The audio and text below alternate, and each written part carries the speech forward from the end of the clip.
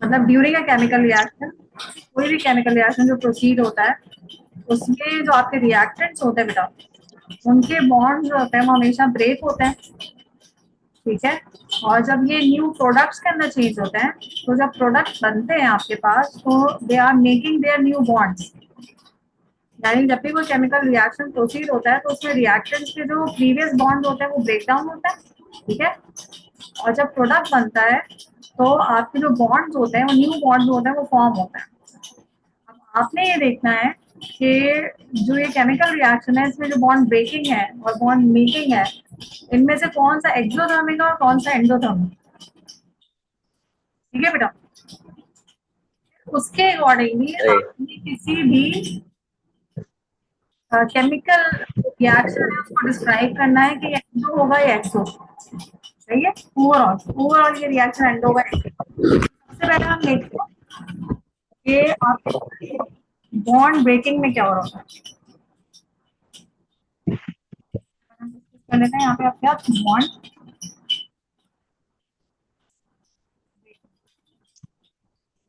Bond breaking में example ले लेते हैं। फॉर एग्जाम्पल नाइट्रोजन गैस है आपके पास और ऑक्सीजन गैस है, ठीक है ना। ये आपस में रिएक्ट करके क्या बना रहे हैं, नाइट्रोजन ऑक्साइड बना रहे हैं फॉर एग्जाम्पल, ठीक है। अब बेटा ये जो नाइट्रोजन है, नाइट्रोजन के जो दोनों मॉलिक्यूल्स हैं इनके दरमियान क्या है बेटा, बॉन्डिंग, ठीक है। इसी तरह जो यस। ऑक्सीजन है इसके भी दोनों मॉलिक्यूल्स के दरमियान क्या हुई हुई है, बॉन्डिंग हुई हुई है, ठीक है। इसी तरह आपके पास जब नाइट्रोजन ऑक्साइड बनेगी तो यहाँ पर बेटा इनके जो प्रीवियस बॉन्ड है ये क्या हो जाएंगे आपके ब्रेक, ऐसे ही है ना। यानी ये क्या हो जाएंगे आपके पास, ब्रेक होंगे। जब भी आपके बॉन्ड जो है वो ब्रेक होते हैं, ठीक है, तो उस वक्त वो एनर्जी को क्या करते हैं, एब्जॉर्ब करते हैं। थर्मल एनर्जी क्या होती है उनमें, यानी आपको इन बॉन्ड्स को ब्रेक करने के लिए थर्मल एनर्जी को एब्जॉर्ब करवाना है, ठीक है। यानी रिएक्टेंट से अगर आपको बॉन्ड ब्रेक करवाने हैं तो उसके लिए they must absorb the thermal energy from the surrounding, ठीक है, टू ब्रेक देयर बॉन्ड्स। क्योंकि they are absorbing thermal energy from the surrounding, so that's why जो बॉन्ड ब्रेकिंग होता है ना वो क्या होता है आपका, एंडोथर्मिक होता है। क्या होता है, एंडोथर्मिक, ठीक है बेटा। बॉन्ड ब्रेकिंग है, ये चीज क्लियर हो गई। सही। एंडोथर्मिक reaction because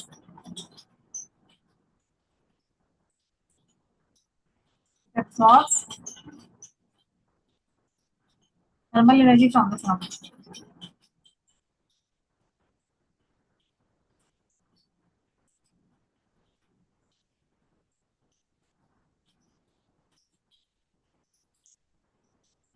ठीक है।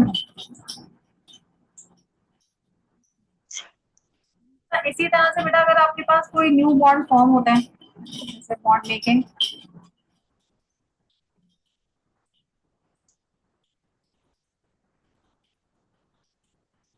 बॉन्ड मेकिंग के अंदर अब आपके पास क्या है, फॉर एग्जाम्पल हमारे पास कार्बन सॉलिड फॉर्म में था, इसको आपने जलाया ऑक्सीजन के साथ तो कार्बन डाइऑक्साइड बन गया, ठीक है, कार्बन डाइऑक्साइड। कार्बन तो सिंपल कार्बन है, ऑक्सीजन के आपके पास डबल बॉन्ड थे, ये ब्रेक में होंगे और फिर क्या बन गया आपके पास, कार्बन डाइऑक्साइड,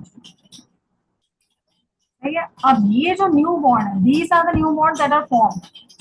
कार्बन और ऑक्सीजन के दरमियान बेटा जो बॉन्डिंग है ना, ये न्यू बॉन्ड्स फॉर्म हो, ठीक है ना। These are the new bonds that form.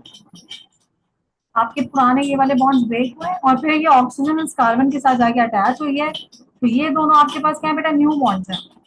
जब भी न्यू बॉन्ड्स फॉर्म होते हैं they release energy to the surrounding, ठीक है ना। Whenever the new bonds form they release energy to the surrounding. Basically जो बॉन्ड मेकिंग होती है ना वो क्या होती है आपके पास, एक्सोथर्मिक।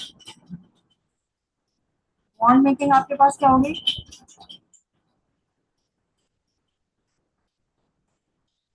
एक्सोथर्मिक। क्यों एक्सोथर्मिक बेटा, बिकॉज इट रिलीजेस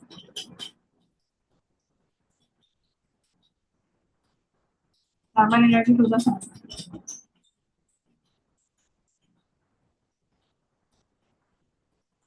राइट। यानी आपके केमिकल रिएक्शन में at a time thermal energy absorb भी हो रही होती है और रिलीज भी हो रही होती है। यानी रिएक्टेंट जो होते हैं वो एब्जॉर्ब कर रहे होते हैं और प्रोडक्ट जो होते हैं वो रिलीज कर रहे होते हैं, क्योंकि रिएक्टेंट्स के बॉन्ड्स ब्रेक हो रहे होते हैं और प्रोडक्ट्स के बॉन्ड फॉर्म हो रहे होते हैं। ठीक है। अब आप किसी भी केमिकल रिएक्शन को एक्सोथर्मिक कैसे कहेंगे? जैसे ऊपर आपके पास लिखा हुआ है कि कार्बन ऑक्सीजन के साथ रिएक्ट कर रहा है और कार्बन डाइऑक्साइड बन रहा है। ये आपको पता है ये कौन सा रिएक्शन है? कंबशन रिएक्शन है। ठीक है। कोल का ऑक्सीजन के साथ जो रिएक्शन है और कार्बन डाइऑक्साइड प्रोड्यूस करना है, ये थर्मल एनर्जी रिलीज करता है टू द सराउंडिंग, ये एक्सोथर्मिक रिएक्शन। आप इसको एक्सोथर्मिक रिएक्शन क्यों कहेंगे? इसलिए कहेंगे क्यों? क्योंकि ये जो अमाउंट ऑफ एनर्जी रिलीज करेगा सराउंडिंग में, वो अमाउंट ऑफ एनर्जी जो उसने एब्जॉर्ब की होगी बॉन्ड ब्रेक करने के लिए उससे ज्यादा होगी। समझ में आई बात? यानी ये जो अमाउंट ऑफ एनर्जी जो उसका अपना प्रोडक्ट बना है ना, प्रोडक्ट के जो न्यू बॉन्ड्स बने, उसने जो अमाउंट ऑफ एनर्जी रिलीज की है वो बहुत ज्यादा है उस अमाउंट ऑफ एनर्जी से जो उसने एब्जॉर्ब की है अपने रिएक्टेंट्स के बॉन्ड ब्रेक करने के लिए। तो जो डिफरेंस होगा वो क्या होगा? जो इन दोनों एनर्जीज का डिफरेंस होगा वो रिलीज होगा किसमें? सराउंडिंग। आई ना समझ में? क्यों? क्योंकि बॉन्ड मेकिंग में उसने ज्यादा एनर्जी रिलीज किया है। सही है। For example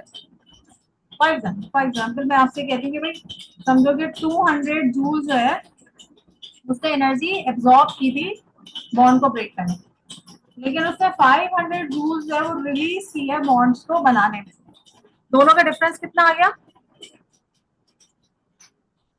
300 joules. इसका मतलब 300 जूल जो है वो एनर्जी है जो सराउंडिंग में रिलीज हुई है इस रिएक्शन में।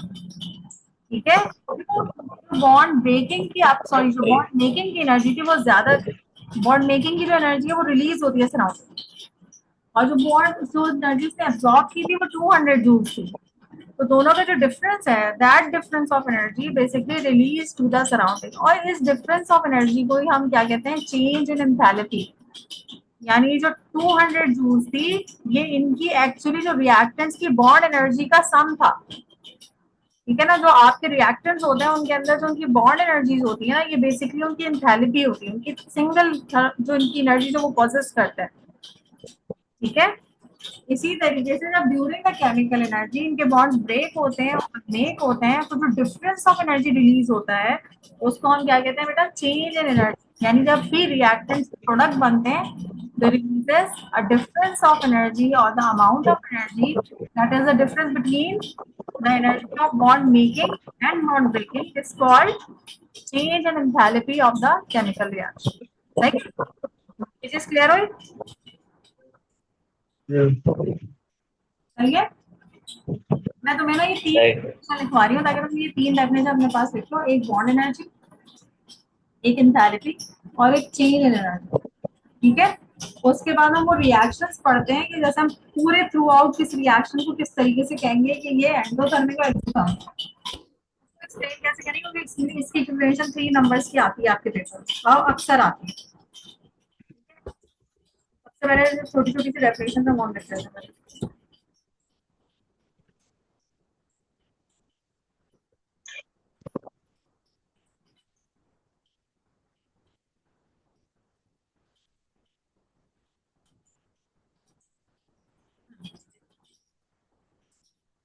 सबसे पहले बॉन्ड एनर्जी ठीक है बेटा।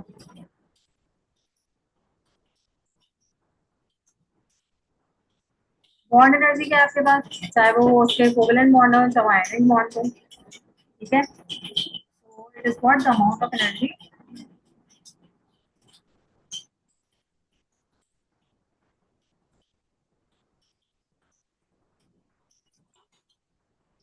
kilojoules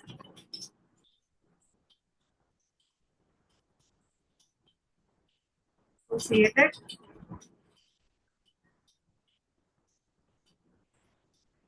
with the breaking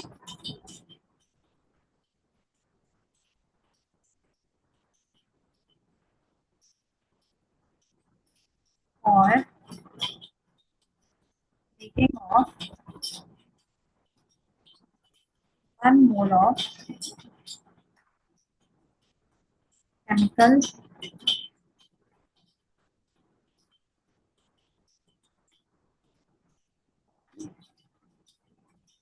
molecular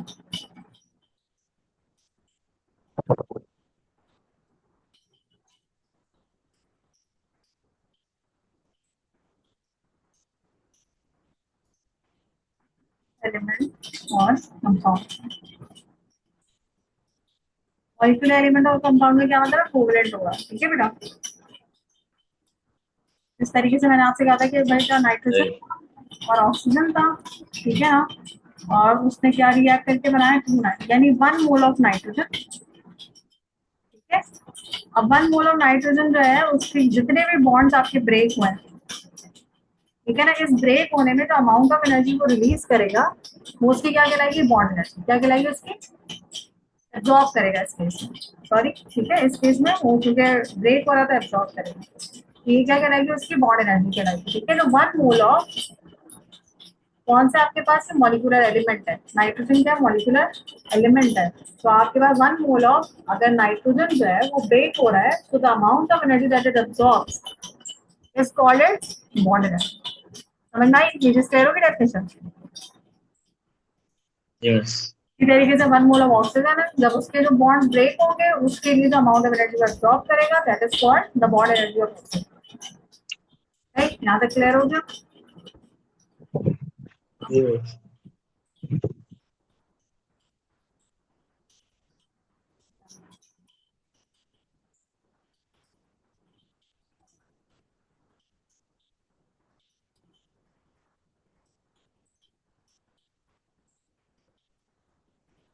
अच्छा, यही जो आपकी बेटा एनर्जी स्टोर होती है इंथैल्पी, सिंपल इंथैल्पी, एनर्जी को हम रिप्रेजेंट करते हैं किससे बेटा, एच से। ये वाई मेरा इसको ऊपर चला गया। ठीक है बेटा, इंथैल्पी को हम सिंपल एच से, एच के सिंबल से रिप्रेजेंट करते हैं। और ये क्या होता है बेटा, ये जो एनर्जी स्टोर हुई है बॉन्ड में, जाहिर सी बात है जो आप एनर्जी अब्सॉर्ब करवा रहे होते हैं वो उसकी बॉन्ड एनर्जी के बराबर होती है। ठीक है, बॉन्ड एनर्जी क्या है, वो जो अमाउंट ऑफ एनर्जी वो एब्सॉर्ब कर रहा है या तो फिर वो रिलीज कर रहा है जब उसका बॉन्ड मेक हो रहा है या ब्रेक हो रहा है। और ऑफकोर्स वो बॉन्ड एनर्जी किसके बराबर होगी, उसकी इंथैल्पी के बराबर होगी। ठीक है ना, यानी वो जो उसकी बॉन्ड जो उसकी एनर्जी प्रोसेस करता है वो उसकी क्या कहलाती है, इंथैल्पी कहलाती है। The energy stored in the bond is called enthalpy.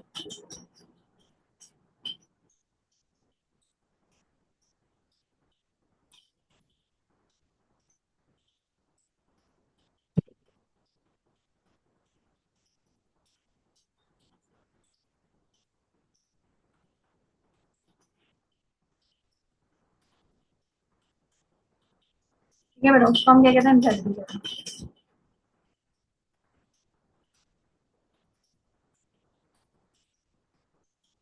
ठीक, और आपका चेंज इन एंथैल्पी क्या है,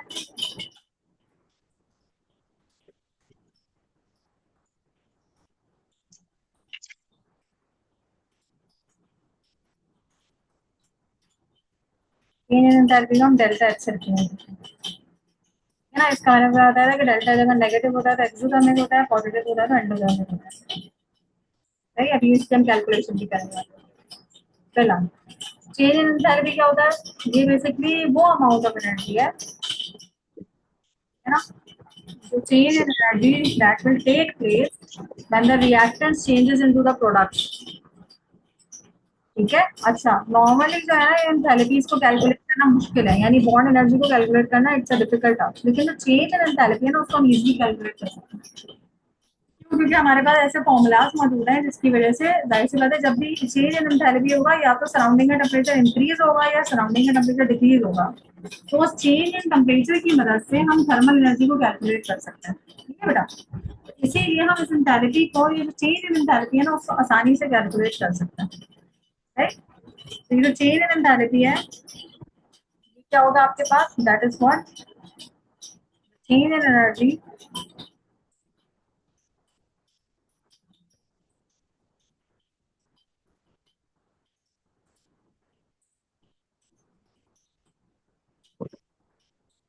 takes place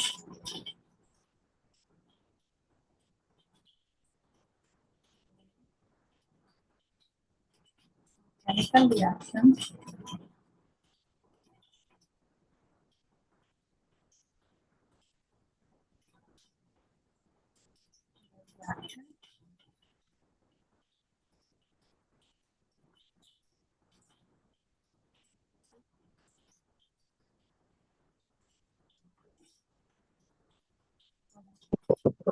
ठीक है बेटा। फॉर्म क्या कहते हैं बेटा? एंथैल्पी, चेंज इन एंथैल्पी है इस फॉर्म।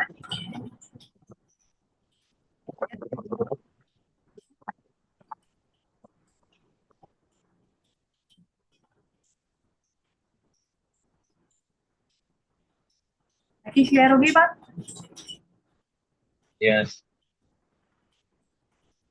ठीक है, तो सबसे पहले हमने देखा बॉन्ड ब्रेकिंग क्या होता है बेटा। जब भी बॉन्ड ब्रेक हो रहे होते हैं एनर्जी को एब्जॉर्ब करते हैं, इसलिए बॉन्ड ब्रेकिंग को एंडोथर्मिक कहते हैं। जब आपके बॉन्ड जो है वो मेक हो रहे होते हैं, यानी न्यू बॉन्ड फॉर्म हो रहे होते हैं, the product releases thermal energy to the surrounding, तो इसलिए हम उसको कहते हैं एक्सोथर्मिक। ठीक है, और फिर जो ओवरऑल आपके पास बेटा एनर्जी रिलीज होती है, यानी यही जो energy change in energy that takes place during a chemical reaction when the reaction changes to product. ये जो चेंज इन एनर्जी है ये क्या है बेसिकली? जो आपकी प्रोडक्ट की एनर्जी होगी और जो आपकी रिएक्टेंट की एनर्जी होगी, इन दोनों का difference, that is basically what change in enthalpy of a reaction. ठीक है बेटा, और इसको हम डेल्टा एच से रिप्रेजेंट करते हैं। For an exothermic reaction, it is negative, and for an endothermic reaction, it is positive. Yeah. For an exothermic reaction,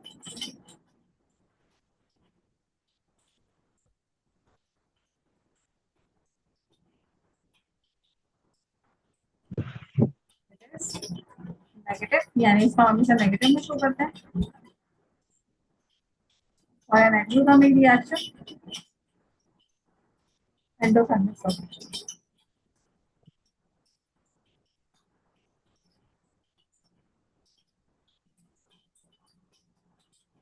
It is positive. है ना, उसको हमने पॉजिटिव में लेना है। एक एग्जाम्पल कंसिडर करते हैं बेटा, उससे हम इसका एक न्यूमेरिकल देख लेते हैं कि हम किस तरीके से इसको सॉल्व करेंगे एंडोथर्मिक और एक्सोथर्मिक। ठीक है बेटा,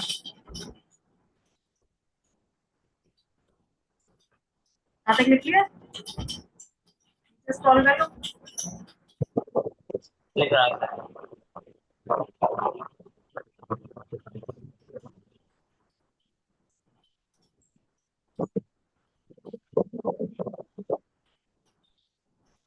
हम जो है वो कैलकुलेशन करेंगे इसकी।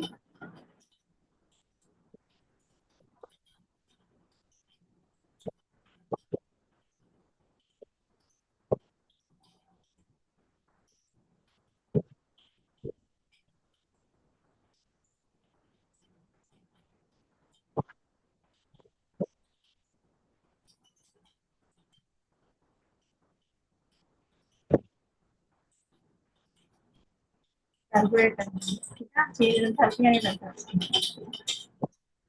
लिए हम एक एग्जाम्पल ले लेते हैं। फॉर एग्जाम्पल मैं क्या लिया है, ठीक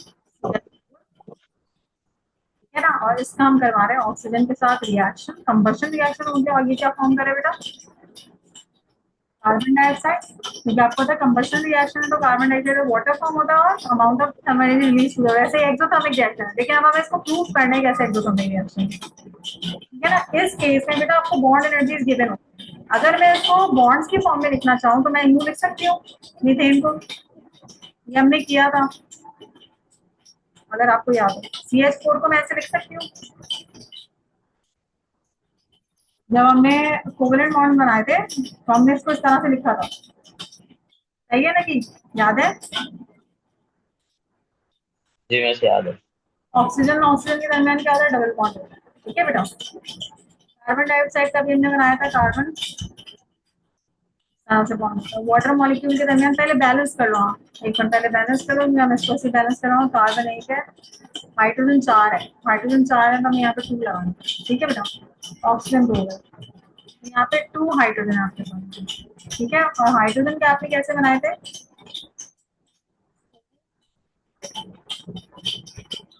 O और हाइड्रोजन।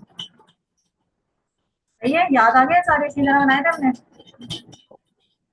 ये मैंने इसलिए बना दिया बॉन्ड एनर्जी को कैलकुलेट करना है, ठीक है ना।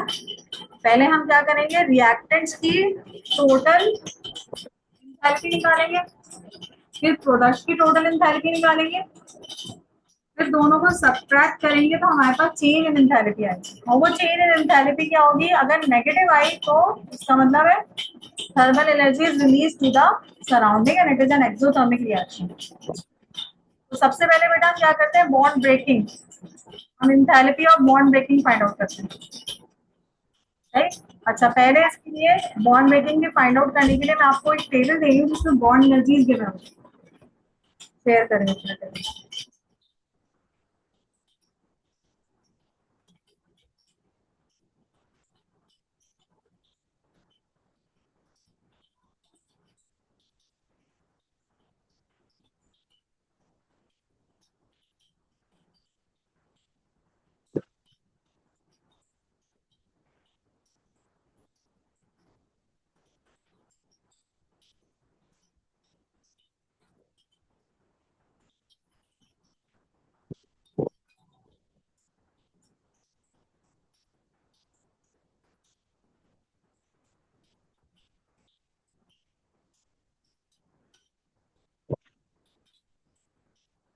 अब ये बेटा आपको बॉन्ड एनर्जी शो कर रहा है, ठीक है ना, ये बॉन्ड एनर्जी आपको गिवन आती है। अब अगर तुम इस पर देखो, अरे रिएक्टेंट साइड कौन सी है, पहले देखो रिएक्टेंट्स ही है। पहले तुम रिएक्टेंट्स की टोटल एनर्जी निकालो, है ना, रिएक्टेंट्स की टोटल बॉन्ड एनर्जी निकालोगे या टोटल उनकी एंथैल्पी निकालोगे, रिएक्टेंट्स की कितनी है। रिएक्टेंट्स में अगर हमें यहाँ पे नजर आ रहा है बेटा कार्बन हाइड्रोजन बॉन्ड, तुम यहाँ पे देखो कार्बन हाइड्रोजन बॉन्ड ये है, तुम्हारे इसमें कार्बन हाइड्रोजन बॉन्ड कितने हैं और उसकी एनर्जी कितनी है, 435। ठीक है, कार्बन हाइड्रोजन कितने बॉन्ड है, 1 2 3 4, तो तुम्हारे पास टोटल ना 4 कार्बन हाइड्रोजन बॉन्ड है जो तुम्हें यहाँ नजर आ रहे हैं, सही है ना, कि 1 2 सही। 3 4, ठीक है। हाँ, यानी इन चारों की एनर्जीज को प्लस करेंगे हम, क्योंकि 4 बॉन्ड ब्रेक, जब नया आपके पास फॉर्म होगा तो ये भी बॉन्ड ब्रेक होगा, ये भी बॉन्ड ब्रेक होगा, ये भी, ये 4 बॉन्ड ब्रेक होंगे, तो इन 4 बॉन्ड जो है एनर्जी एब्जॉर्ब करेंगे, ठीक है। तो हम पहले इन 4 बॉन्ड्स की एनर्जी एब्जॉर्प्शन निकालेंगे। फिर दूसरा आपके पास ऑक्सीजन डबल बॉन्ड जब ब्रेक हो, ठीक है ना, तो ऑक्सीजन डबल बॉन्ड क्योंकि एक ही है, सिंगल है, तो उसकी एनर्जी आपको दिखी है 497। अब हम इन दोनों की जो बॉन्ड एनर्जीज जो ब्रेक हुए हैं बॉन्ड्स, उन्होंने जो एनर्जी एब्जॉर्ब किया उसका टोटल फाइंड आउट करेंगे, सही है। तो पहले हम क्या करेंगे, यहाँ पर कैलकुलेशन कर रहे हैं आप। अब हम पहले कैलकुलेट करें enthalpy of bond break.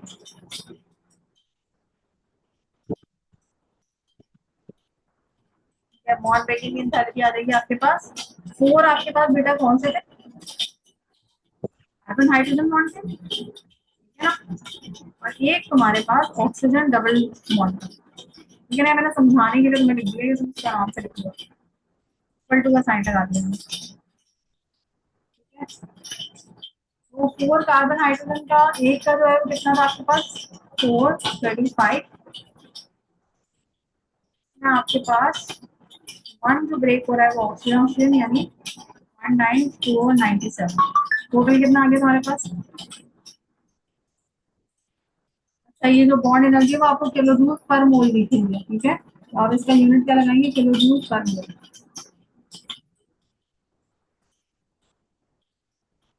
Calculate क्या रखी, हैं? कैलकुलेट किया, वही कह रहा हूँ।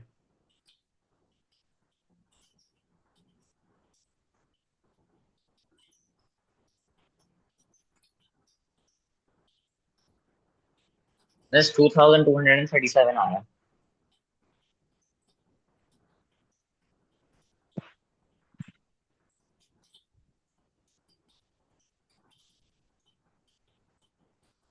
मैंने इसलिए बैलेंस सही किया ना, ऑक्सीजन बैलेंस की ना इक्वेशन, बैलेंस बैलेंस सही है ना, सॉरी बेटा ये 2 है, ठीक है, बैलेंस नहीं सही हो गया। जो ऑक्सीजन के 4 है ना, तो 2 यहाँ पे 2 यहाँ पे, तो 4 होंगे, तो यहाँ पे बैलेंस इसके अंदर 2 होंगे बेटा ऑक्सीजन, ठीक है। हम यहाँ पे 2 लिख लेते हैं, सही। जाएगा हमारे पास, ये 2 बॉन्ड ब्रेक हुआ है ऑक्सीजन ऑक्सीजन,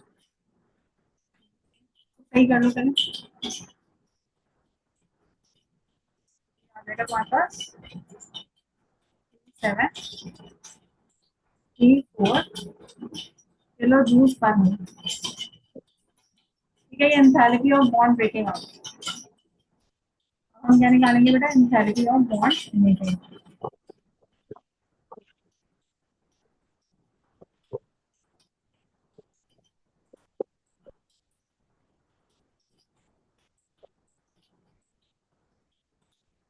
पहले बॉन्ड ब्रेकिंग में लिख लेते हैं, बैलेंस है ना इक्वेशन, ठीक है। कार्बन डाइऑक्साइड में देखो, कार्बन ऑक्सीजन आपके कितने बॉन्ड ब्रेक होने बेटा, 2, ठीक है ना, ये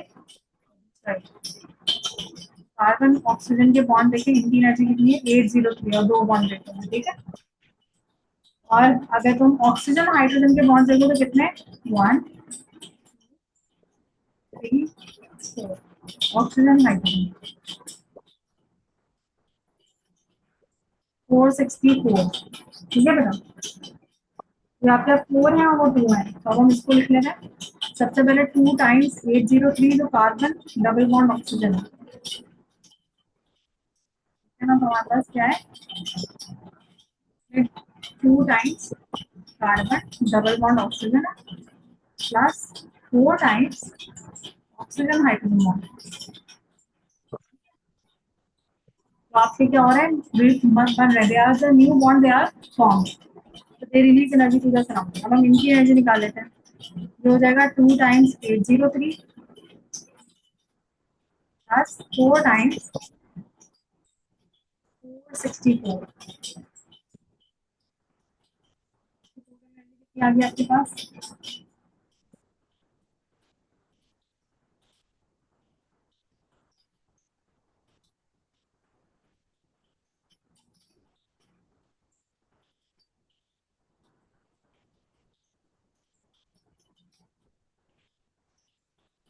क्या ये नहीं तुम्हारी,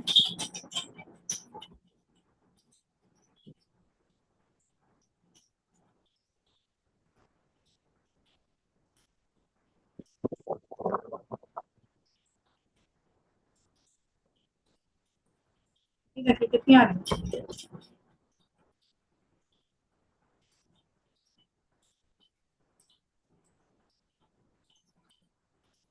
बस 3462 आ रहा है। ठीक है। अब हम चेंज कैसे निकालेंगे बेटा, एनर्जी, चेंज एनर्जी का है आपके पास एक्चुअली डेल्टा एच है ना, ये आपके पास कैसे हो जाएगी बेटा, energy void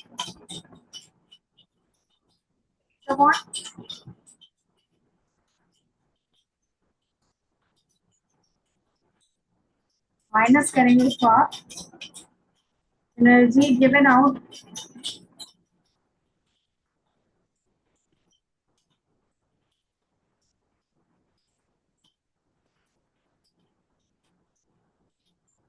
and bonds are made,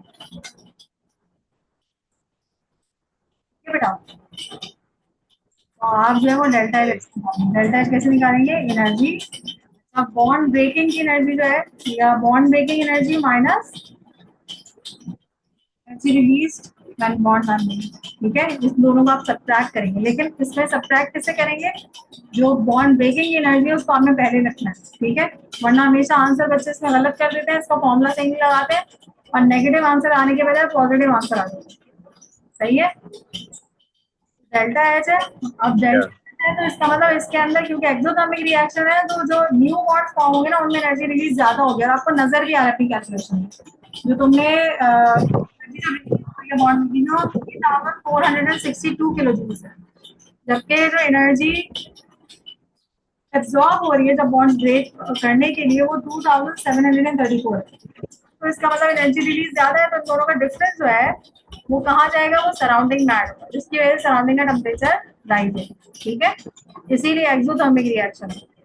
अब तुम्हारे पास डिफरेंस क्या आ जाएगा बेटा, 2734 था ना, 2734 माइनस 3462। आंसर क्या आ गया आपके पास?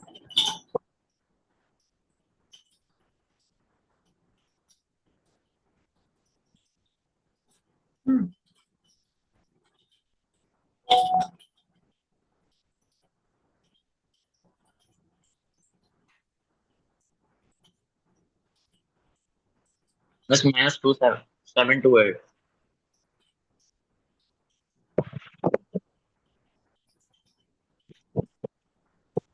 यानी आपके पास जब 1 मोल ऑफ मीथेन बर्न होगा उससे -728 किलोजूल पर मोल ऑफ एनर्जी रिलीज होगी सराउंडिंग। ठीक है ना, तो that is why it is called an exothermic reaction. इस रिएक्शन को हम क्या कहेंगे, एक्सोथर्मिक रिएक्शन कहेंगे। इसमें नेगेटिव साइन शो क्या कर रहा है कि आपकी थर्मल एनर्जी जो है वो रिलीज हो रही है टू द सराउंडिंग। ठीक है, कभी कभार इस तरह से रीजन आ जाते हैं। तो नेगेटिव साइन, एक तो क्या बता रहा है,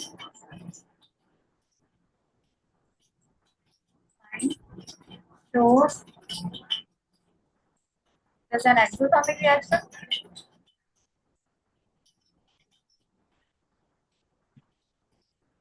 ओवरऑल एक्सोथर्मिक रिएक्शन, वरना एक्सो एंडो दोनों एक साथ हो रहे हैं इसमें, लेकिन ओवरऑल ये क्या है, एक्सोथर्मिक रिएक्शन।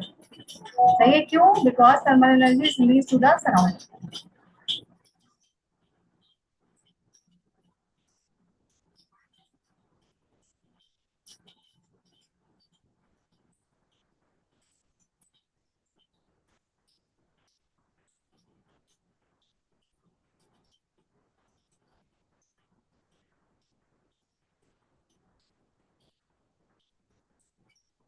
कभी कभार इसके रीजन के बीच आ जाते हैं, और कभी कभार ना इसको एक्सप्लेन करने के लिए भी आते हैं।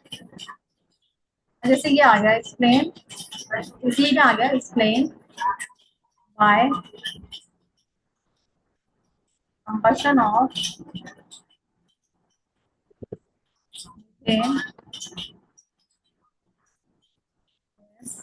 एक्सोथर्मिक।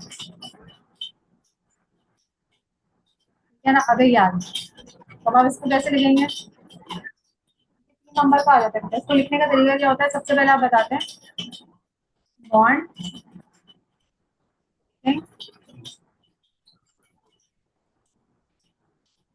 एस, बॉन्ड ब्रेकिंग क्या है, एब्जॉर्ब कर रहा होता है तो एंडोथर्मिक है,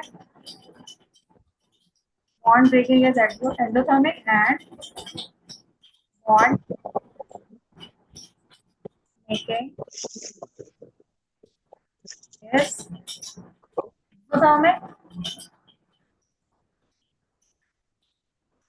and burning of the combustion of methane is overall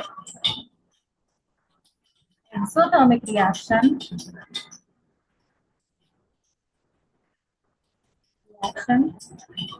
because the amount of energy to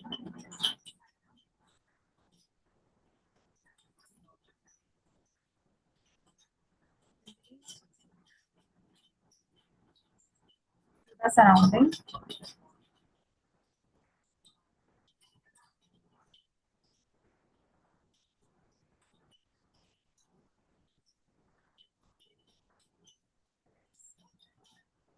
more than the amount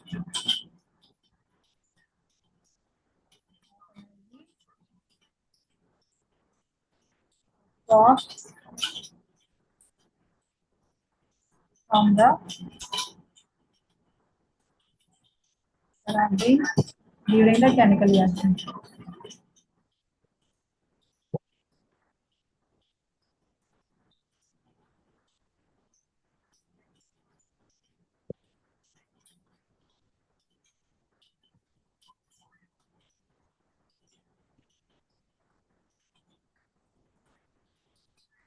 square हो गई, यानी जैसे कि हमने देखा कि अमाउंट ऑफ एनर्जी उसने रिलीज किया वो 37,240, ठीक है ना, 34622 किलो जूल। सो उसने अमाउंट ऑफ एनर्जी रिलीज की थी द सराउंडिंग, और जो उसने एब्जॉर्ब की थी वो कम की थी 2734, ठीक है। तो दैट्स व्हाई ओवरऑल क्या रिएक्शन हो गया एक्सोथर्मिक, क्योंकि उनका डिफरेंस था 728 वो amount of energy actually overall release हुई है टू द सराउंडिंग, नहीं बेटा, इसीलिए ओवरऑल रिएक्शन क्या हो गया एक्सोथर्मिक, ठीक है। पहले आप इससे बताएंगे कि बॉन्ड Right. ब्रेकिंग एंडोथर्मिक होती है और बॉन्ड मेकिंग जो होती है वो एक्सोथर्मिक होती है, जिसकी वजह से जो बर्निंग ऑफ फ्यूल है वो ओवरऑल क्या हो जाता है एक्सोथर्मिक। क्यों हो जाता है, क्योंकि अमाउंट ऑफ एनर्जी रिलीज जो सराउंडिंग में हुई है वो ज्यादा है amount of energy that is absorb from the surrounding during the chemical reaction, ठीक है ना।